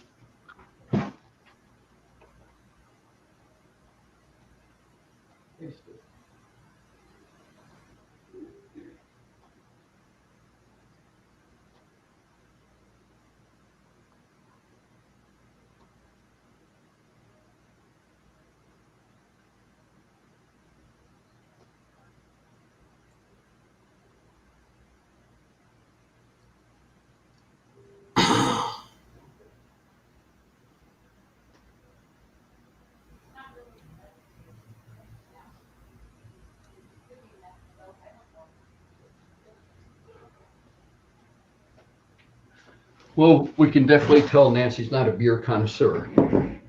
She said, You like Coors. That explains it. You don't like dark beers, so that's why you like Coors. Well, she tasted it and she sat there and she says, well, I don't feel a nutty taste. And I said, there is a nutty She taste. doesn't drink enough beer, probably. I don't know anything. She doesn't drink. Hey, David, she doesn't drink at all. Well, she wouldn't know a nutty taste from you got another one. I'm going to have to get another one. I'm reading the label. Yeah. Okay. Let's see, 12.5 by volume, dragonsmilk.com. highly recommend this. If you got access to this and you drink beer, you're a fool if you don't drink it.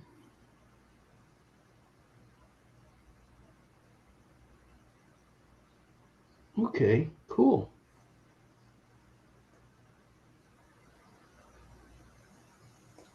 Rum barreled aged stout. Yeah, I knew I tasted it. Hold on. Here it is. Here it is. I found it, guys. Hang on. Here. Okay, hang on. Old Eyes. Bear with Old Eyes here. Rum barreled aged stout with a chocolate, hazelnut, and toasted coconut. Okay, that was the other taste that got me. All right, here, okay. The first reserve, okay, of the 2020. All right, cool. Good stuff. I highly recommend it. And if Hazy comes up, I'll send him a 4-pack. This is good.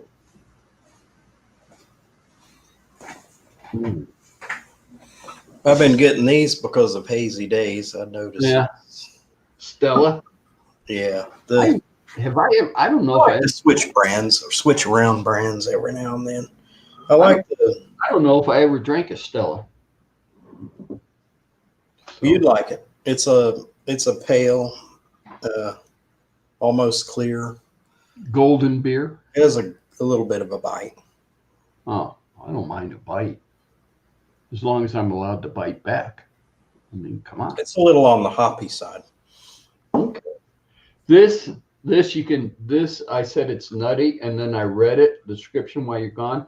It's chocolate. Chocolate hazelnut and roasted coconut in it. That's why it tastes nutty, because it has chocolate in it and coconut and hazelnut. There you go. You nailed it. And it was in a rum, and they aged it in a rum barrel. So yeah, this is good stuff.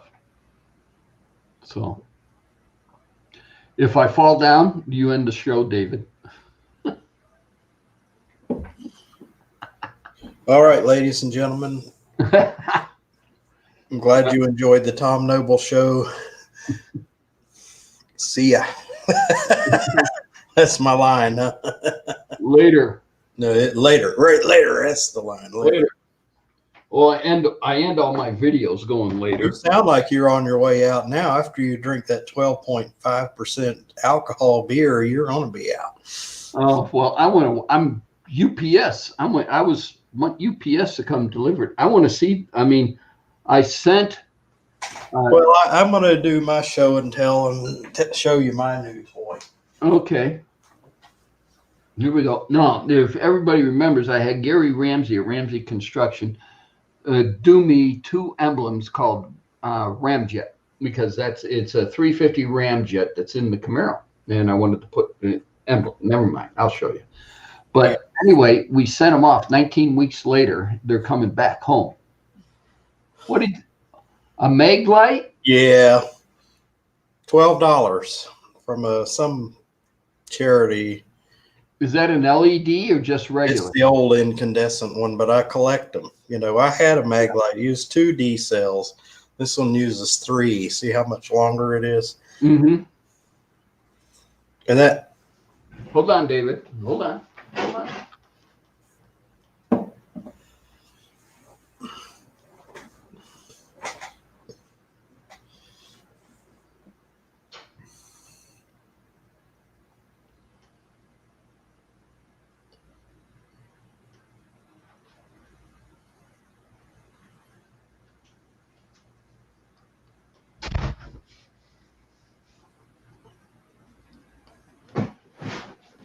Is it like my old inspection flashlight, the 4-cell? It's exactly like it. It's just yours uses 4 batteries and mine uses 3. God bless. I mean, you can get them to use 6 D cell. I turned this thing on 5 years ago, and then look at this. Heck yeah. It's been sitting for almost 5 years. on Make top sure of the there's no refrigerator. battery leakage. You know, Huh? make sure your batteries aren't leaking. Yeah, well, I'm going to take it apart now that I pulled it off the top of the refrigerator and realize it still, damn, it still works. Yeah, I have some old D cell batteries, but I had this I'm there sucker. to test it, but I got brand new ones because I don't want the old ones to leak. I had this sucker for 18 years. That'll last you a lifetime, and it's heavy. I mean, Yeah. feel how heavy that thing is. Now yours has 4 D cells, and I'm sure it's heavier than mine. Yeah, here's the wear and tear of mine. So yeah. Yeah, this hardly has any wear at all. Somebody bought this and put it up on a shelf and didn't do anything about it, and it was like I got like for $7, but it came from. It helped it. The shipping was like $9, but I don't mind paying that because it was helping a charity out.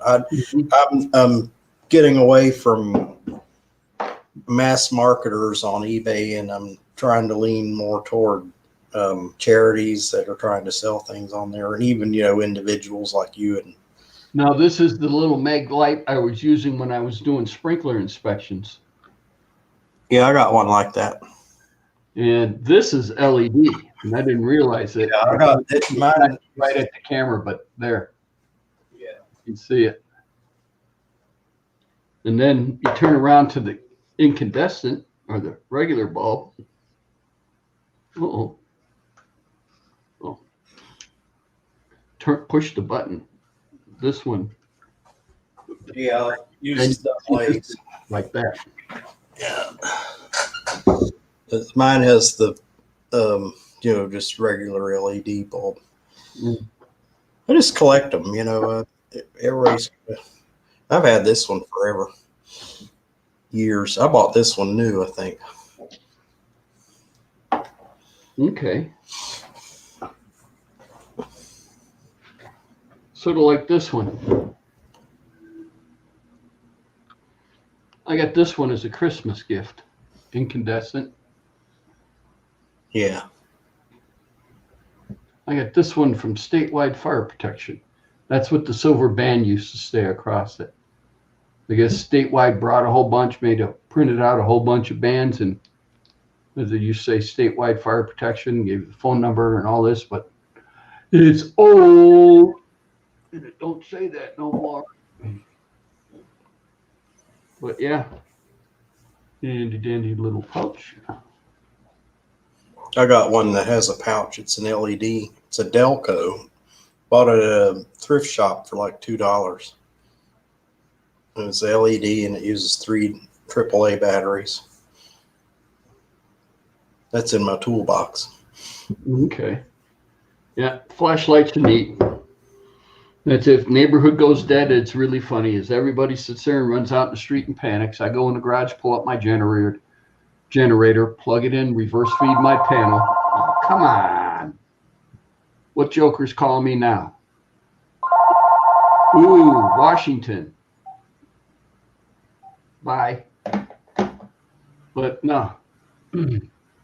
So when I worked at the Red Cross, I was a recruiter on the phone, so I know where all the exchanges are, where I live and what towns they're in and all that. Mm-hmm. And I know when I look at a phone and I'm getting a robocall, it's not an exchange that exists where I live. They wanted to make it look like a local number, so they put your area code. They could be calling from anywhere. Yeah. But they have a way of putting a number in there so it shows up as one of your local numbers. The other day, I got a call from Clark County, and it's Clark County, and it ran off the screen, and I couldn't pull it over. I said, Clark County, I better answer it. And I answered it, and here we got this India guy telling me that I said, and here's the stupidity of these people. Sat there and he says, we have problems with your Microsoft. And I said, okay. And he says, you're corrupting the system. And I go, okay. And I go, well, funny thing is, I don't own a computer that has an operating system with Windows. I got a Dell computer.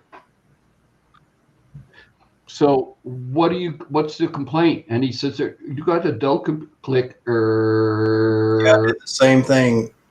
You know, I got a call. This was a couple of years ago. I got a call from a guy. He said, there's a security breach on your Windows. And I said, you know, sir, I'm not running Windows. I'm running Linux. Silence on the end of the line. It's like he didn't even know what Linux was. No, because he didn't know what to say because he's talking to you from a script. This is a $5.25 guy an hour, whatever, low pay, whatever. He's given a script. Hold on here. See this script? Yeah. Yeah. I want you to read. This is what you do, okay? And then because I played their game to sit there and get transferred. And so once the bait guy gets a hold of you, then they transfer you to another guy and sits there and goes, hello, who am I speaking to? And I says, you called me. You don't know who you're speaking to? And he sat there, and then all of a sudden we started playing that apprehensive game back and forth. Yeah. And well, I need you to go in to your Microsoft and go into this panel and do this. And I go, no, you don't, because I don't, you're dumbass. You are dumbass, and the person who transferred me to you are dumbass. I told you, I have a Mac. Okay? I don't have Windows. And he goes, oh, I'm sorry. Click. So if you have a Dell and you're not running Microsoft, you're running Linux. Yeah. You must have a Linux distribution on your computer. What's the name of it? What operating system are you running? No. I was telling that to the guy. I'm running Windows. Oh, okay. Well, that's between us. That's running Linux. You can buy them in the box already with the software loaded on them. Whatever operating system you want. 2 computers. Did I do 2 or 1? Can't remember. I got to talk to the boys. But I stopped building computers to where my old age was going this far, learning new technology, and where new technology was going like this. Yeah. And so I just couldn't keep up anymore. And so TW and Pat sit there and go, okay, you need this, do this whole new computer. I did not pick one part on this new computer, but this thing's rocking. This thing is cool. So, but I've only had this one crash like once. I was editing a video and I just locked it up. Here's the thing is I didn't realize. Oh, excuse me. Oh man, good beer. But here's the thing that really got me is that the amount of companies that are out there. If you crash a computer and let's say you want all the data on the hard drives, usually back in the day you crash a computer and you go, okay, fine, let's go. Trash it, throw the hard drive out, buy a new one, let's go, move on. But nowadays, with everybody taking pictures of family and family members, I'm doing my taxes through TurboTax. There's data on the hard drives now that you got to recover. Yeah. And that's what we just sent. We had a 2 terabyte hard drive and a 1 tera. Now, everybody's going to date me on this, but old guy, that the 2 terabyte hard drive was the master, and I had a 1 terabyte hard drive as a slave, and that was my data storage with everything that was on it. We sent both those off to a data recovery place. Nancy wants baby pictures, and that's what that has, I want to say this is the longest I owned a computer, probably the last, I want to say 10, 12 years of granddaughter pictures, and Nancy's not about to give those up. So, but if this place comes true and holds it with their reputation and what they do and everything else, well, we can see. I'll tell you one thing, it's a very expensive process. Yeah, it's expensive now because of the environmental implications. I think one of the byproducts is formaldehyde. Yeah. There's all kinds of horrible chemicals. Well, one thing they do is they turn around, they take your hard drive in, and they try. My understanding, and from what I gathered from the guy who I was talking to, So they take it in, they plug it into a computer and see if they can access it a normal way. If they do that, then they download everything, done deal, out the door. I had a hard drive done that crashed one time, and they couldn't believe what the guy did. He performed a miracle. He said, "Oh, well, I just copied everything from the drive that crashed onto the new drive." Oh, okay. Yeah. So, and the other thing, and all this company's getting are the hard drives. And the other thing they start doing, if they can't sit there and get the hard drives spinning and get the information off that way, is they disassemble the hard drives and start going it through it from disk by disk by disk by disk by disk by disk, and take and get the sectors and everything off, or the data off that way. That's what, because now you're in a clean room, and that's when the price goes up. So the discussion that Nancy and I are going to have the next couple of days, I suspect probably an estimate for all our information on those 2 hard drives, probably Monday or Tuesday. We're going to have to decide how much are we willing to spend. What's the budget? Yeah. But you had 2 drives slaved. I don't understand why you lost. I had 1 slave, 1 master. The 2.0, the 2 terabyte one was the master. Well, usually when you slave drives, they're the same size. Like you either have 2 1 terabytes or you'd have 2 2 terabyte drives. I never heard of them being different capacities. And that's probably why you lost some of the data, because some of the data's on the other disk. Oh, you can mix and match the. Okay, all right. That at least I'm led to know, but what do I know? I mean, first of all, I'm not a computer guy. I'm not an auto body paint guy. I'm me, and I just do this as a hobby. And the computers, no way are they a hobby. It's a way. The computer used to be a hobby for me, but now, it's something. It's an appliance. It's kind of like the telephone. Yeah, well, or not the telephone, but it's kind of like the refrigerator, Yeah, I remember like when I was in college, I was like real crazy. Yeah. I loved computers, and I had a job where I was a computer consultant, and my job was to sit at a desk and read journals about what the latest thing. I remember going to the library and just pouring through. I had a buddy back at Hill Air Force Base. Yeah. He and I were talking one time, and I told him, I sat there and I said, every home within the next 10 years, and this was, what was this? This was 1976, 77. Right in that window, yeah. Yeah, I said in 10 years, every home's going to have a computer. And he's looking at me and he goes, bullshit. And I go, no, they're going to have a computer. And I said, it's not going to be a really high-tech computer, because what they're going to have to do is slow feed the American public, feed them slowly information, slowly. Okay, all right, they got up to speed. Okay, now let's give them a little bit more. Hence, the computer came out, and then this is where we're at. I built my first computer in 1983. It was a Zenith Heathkit computer. And Google that if you want to, Zenith Heathkit, because Zenith was in with them, and it worked flawlessly. It was great. If you remember DOS, it was Disk Operating System, DOS, and it worked great. And at that time, all I was doing was hydraulic calculations. Yeah. For sprinkler systems, and that's all that was doing for me. The little amber screen, 11 inches, sitting above a keyboard, and you're sitting there doing this, and you built the computer. Then all of a sudden, Zenith Heathkit sat there and sent me an email going, hold it, wait, we discovered something. We can sit there and we can do a 10 gig, was it a 10? Hard drive. 10 megabyte hard drive. Megabytes. Hard drive. Gigabytes. Megabytes. No, gigabytes didn't come till later. 10 megabytes.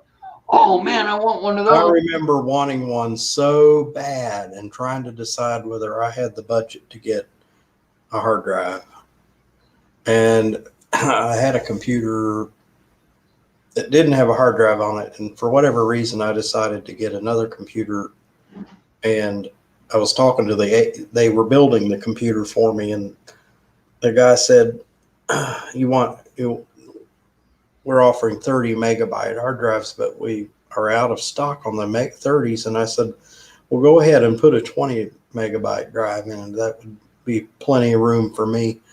I was moving from switching floppy disks up to a hard drive, and 20 megabytes seemed like a whole lot. And I said to the guy, you probably have 20 megabyte hard drives that you I get rid of, because everybody wants a 30 megabyte hard drive. I told Nancy, I sat there and said, oh God, we got a 10 megabyte hard drive on this. And no sooner they offered the 10 than they did the 20. And granted, 20 and then 30. And this is when you couldn't sit there and do master and slave. All you had was one hard drive in a computer. You couldn't do. So, excuse me, I got the 20 megabyte, and Nancy sat there, and I told her, I said, this is the biggest thing since sliced bread. We thought so, didn't we? Oh, yeah. And I said, we'll never fill this thing up. Oh, God.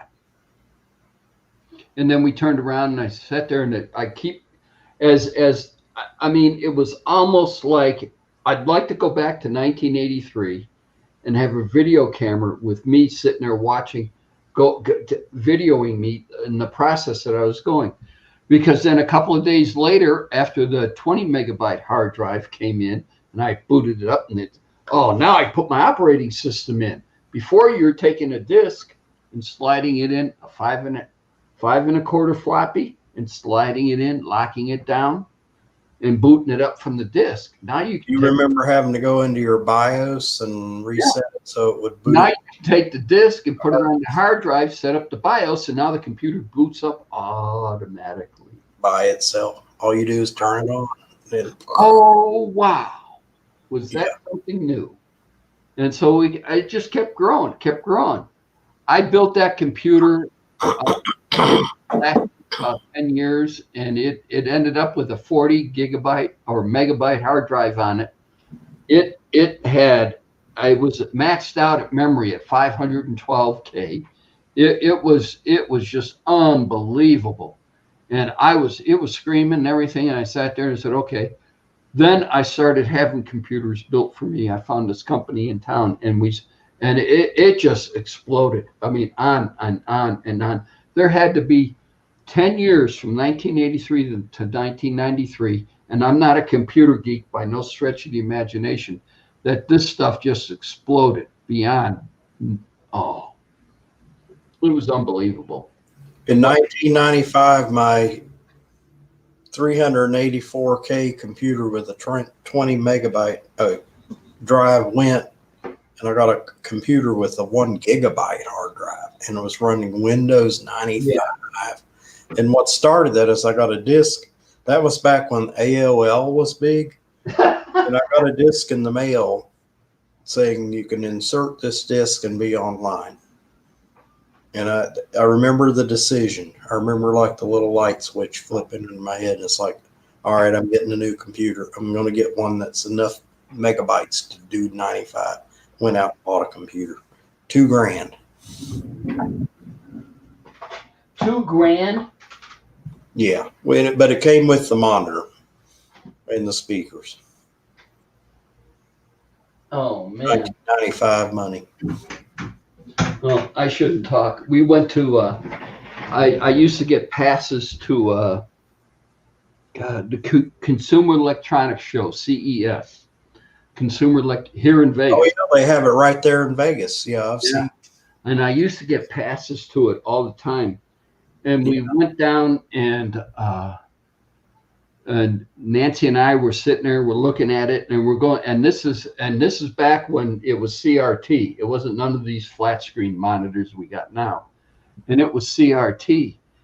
And we were in the Mitsubishi booth, and we're sitting there looking at it, and this was a 21-inch CRT, okay, Mitsubishi Diamond Vision, and the colors and the way it's exploded and everything. And this is right before they were ready to go to flat screen. It was like Mitsubishi goes, I'm going to put this out. You guys grab this up and everything else. But hey, we're going to follow it up with a 18-inch diagonal flat screen, type thing. And I just fell in love with that monitor. I mean, I was doing CAD at the time, AutoCAD, and Yeah. I ordered one of those, and it came to the house, and it was the first time that I ever did that, and it was just unbelievable. That monitor lasted, okay, how long, CRT monitors, how long do they usually last? 18 10 months, years. 19 months, maybe 2 years. This one lasted 8 months. Oh, are you kidding me? I mean, did it have a warranty on it or anything? No, I took it back in. And I said it didn't even make it a year.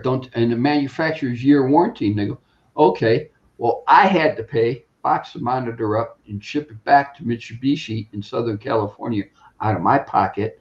They warranted the monitor, sent me a new monitor out of their pocket. And I got a new monitor, and it worked fine ever since until I got rid of all the CRT monitors.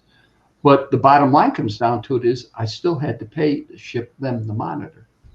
Why? If it was under warranty, don't you cover shipping cost? It had to cost a pretty penny to ship a monitor because you know how heavy those things were. A 21-inch CRT monitor? Yeah, my balls getting it up. This is the same desk I've had all through that time. And it busted my balls getting it up on this desk. So, yeah. Unbelievable. God, this is good tasting beer. No, I had a CRT monitor that lasted 10 years. I just happened to get a flat screen monitor. We had a CRT TV, okay. Yeah. Me out here, back patio. But up there, there's a wall outlet and there's a video cable outlet, everything. Had it mounted on a back patio because right underneath this patio was a hot tub. And Nancy and I get in the hot tub and watch TV. Yeah. But I ended up with a skin disorder. Oh, did you hear that? Yeah. We're ready to have a severe thunderstorm. Are you getting rain down here, David? It hasn't started raining yet, but the lightning and the thunder is going. We're actually getting one today. Every day it clouds up and it acts like it's going to storm and nothing happens. Just clears up. Now here comes the rain. Oh, I hear it. You probably didn't see it, but the lights flickered a little while ago. No, I didn't see it.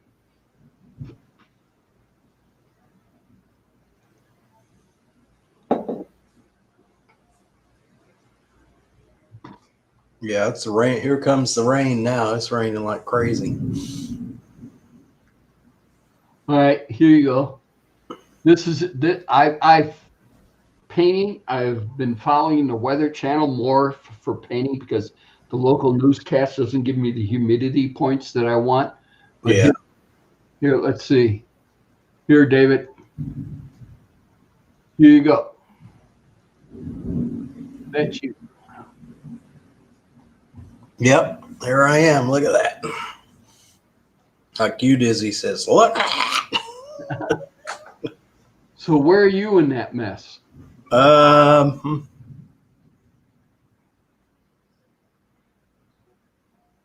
right in the middle of it, like center of it.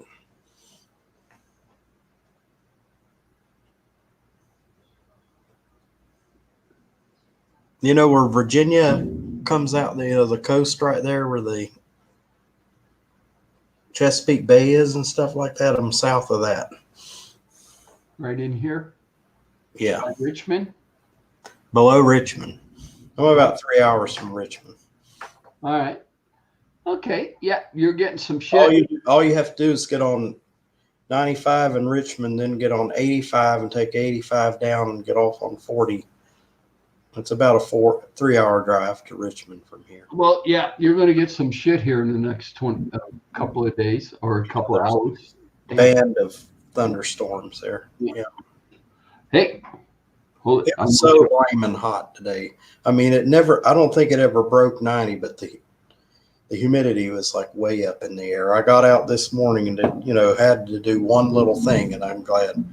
And then it was cloudy, it was overcast, and I go get it done, and then I'm not too bad, not too hot. I come in the house and then go back out, and the sun comes out, and it's like really like we're 106, and at 106 we are roughly I want to say maybe about 10% humidity, 12% humidity. I mean, we're very low humidity.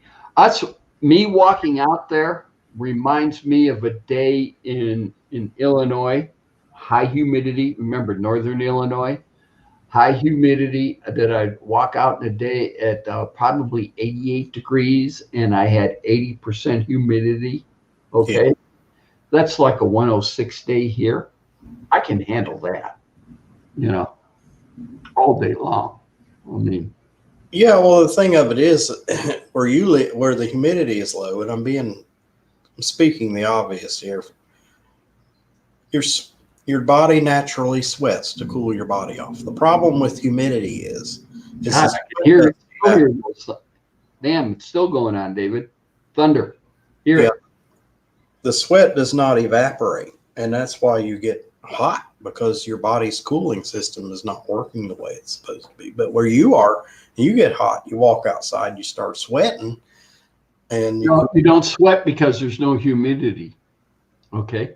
Humidity makes you sweat. All right. Body exertion makes you sweat to a certain degree, but to be pouring sweat. I mean, remember the old days, you see a guy sitting there and he's banging a sledgehammer and sweat just pouring off his head and everything else.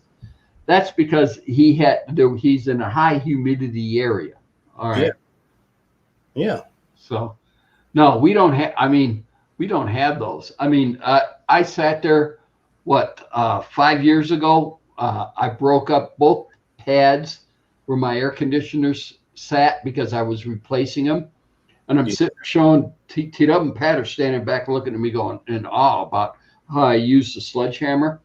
And because I put my whole weight behind it, and they sat there and they turned around. So this was like 101, 90 degree, 98, 99, somewhere in there, 99, 101 degree, but it was low humidity.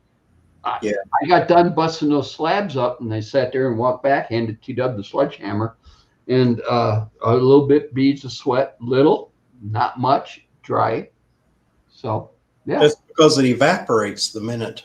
There's no humidity air. There's something to absorb whatever little. It takes time for it to evaporate. So if you got sweat pouring down your head and you're in this valley, it takes time for it to evaporate. It's there now, gone next. No, it takes time. Yeah. Yeah. That's why it's so dangerous. But yeah. Heat stroke only happened to me one time in the 30. How long has I been living here? So hang on, here we go.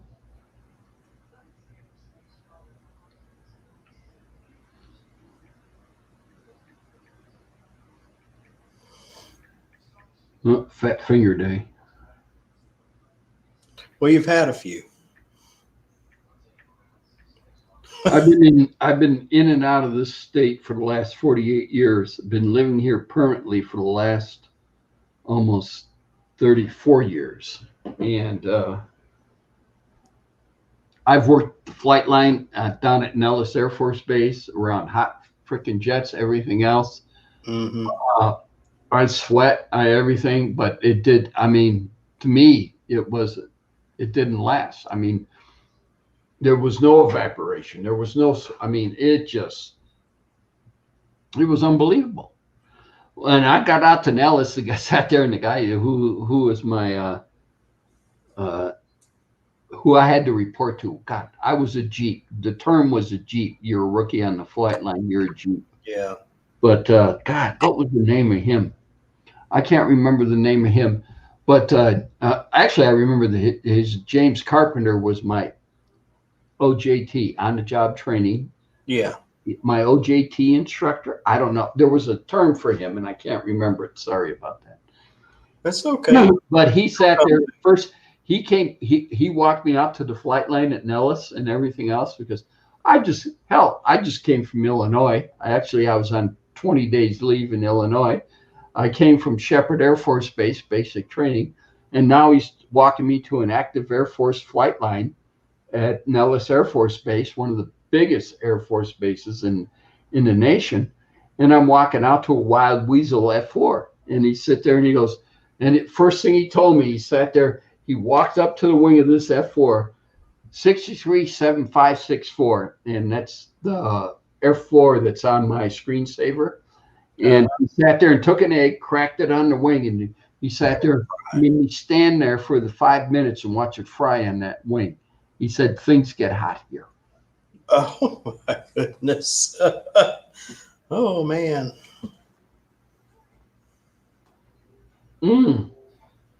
That was a good beer, David. That's pretty much liquor there. Yeah, but if you find it, you'd like it. Yeah. All right, boys and girls, it's going on 4:30. Yeah, this one's winding down. Time to wind it down. I want to thank David Collins. I want to thank Teresa. I want to thank Ian. I want to thank Shandog. He was here for a while live. And we'll pick this up next week. Hazy, you need to contact me, but dude, this is better than anything you drank. I'll tell you that right now. So, everybody. Later. Later.